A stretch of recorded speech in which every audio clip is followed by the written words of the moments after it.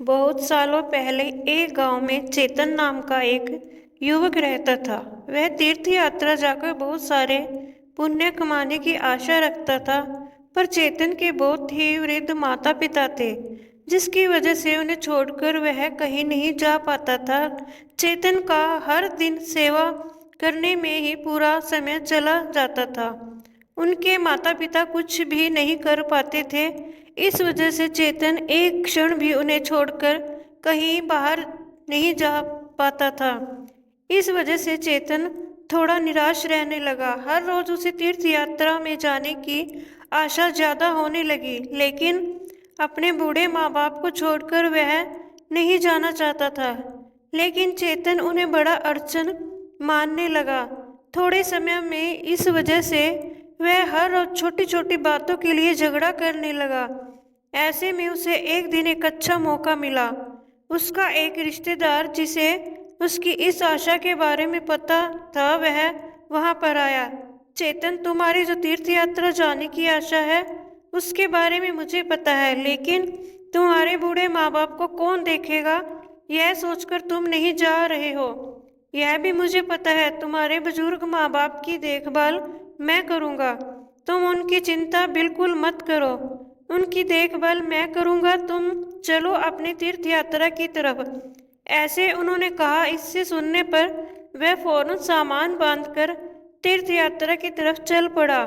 चलते चलते वह एक दिन बहुत ही घने जंगल की ओर चला गया। वहां पहुंचने पर वहां पर चितरंजन नाम के ज्ञानी वहां पर थे। उसकी जानकारी हुई जैसे ही उन्हें मिलना ही है।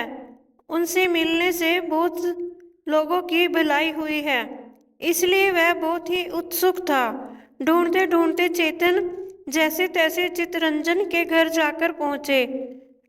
अंदर जाने पर चेतन ने एक साधारण से आदमी को ही देखा। चेतन ने जैसे सोचा वैसे वह ऋषि जैसे नहीं दिख रहे थे। चितरंजन एक साधारण पारिवारिक जीवन बिता रहे थे। वह वहीं पर बैठकर चितरंजन के बाहर आने का इंतजार करने लगा। चितरंजन जो भी करते थे उनको बड़े ध्यान से वह देख रहा था। चितरंजन सबसे पहले बहुत ही भक्ति से खाना पकाया। उसके बाद बहुत ही भक्ति से अपने माता पिता को खाना परोसा। उनकी सेवा करने के बाद, सारे काम निपटाने के बाद वह बाहर आ गए।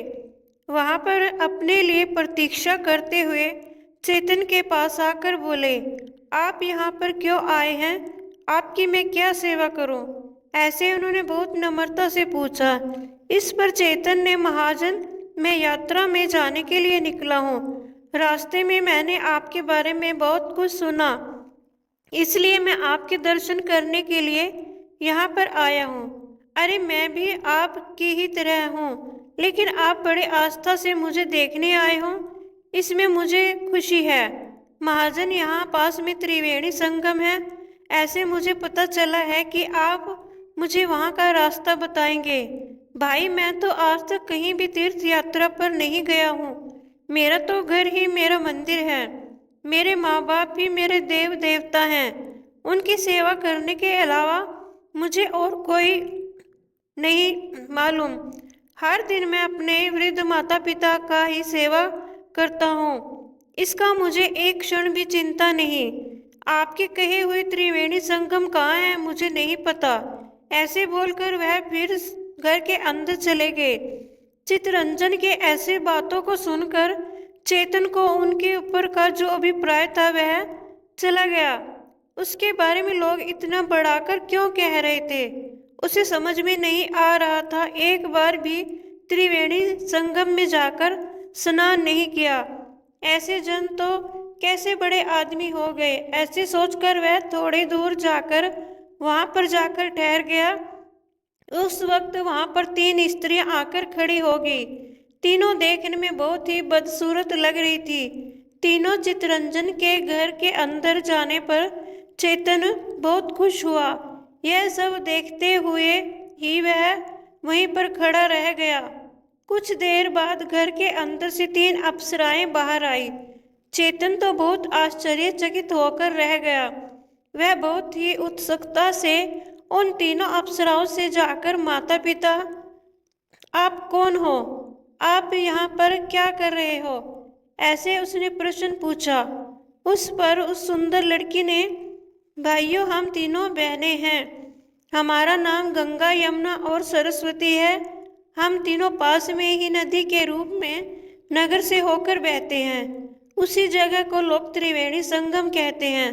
सब लोग अपने पाप को धोने के लिए सब लोग त्रिवेणी संगम पर आकर स्नान करते हैं। सब लोग अकर्म करके, पाप करके, अन्याय करके वहां पर आकर स्नान करते हैं।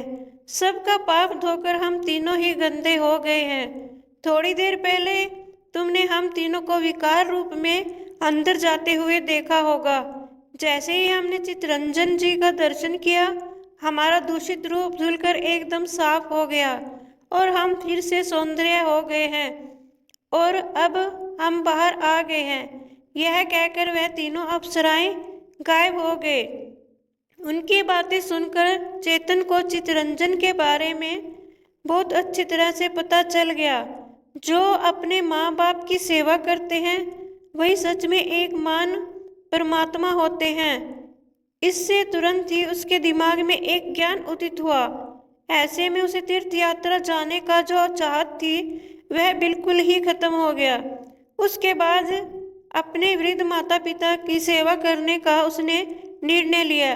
न केवल इतना, अपने पापों को धोने के लिए त्रिवेणी संगम जाने का उसने सोचा, लेकिन खुद गंगा, सरस्वती, यमुना ने उसके सामने प्रकट आकर उसे ज्ञान दिया। इसलिए मन ही मन तीनों अप्सराओं का आभार रूप से प्रणाम किया। दोस्तों, मेरी यह वीडियो देखने के लिए आपका बहुत बहुत धन्यवाद। जय श्री राम।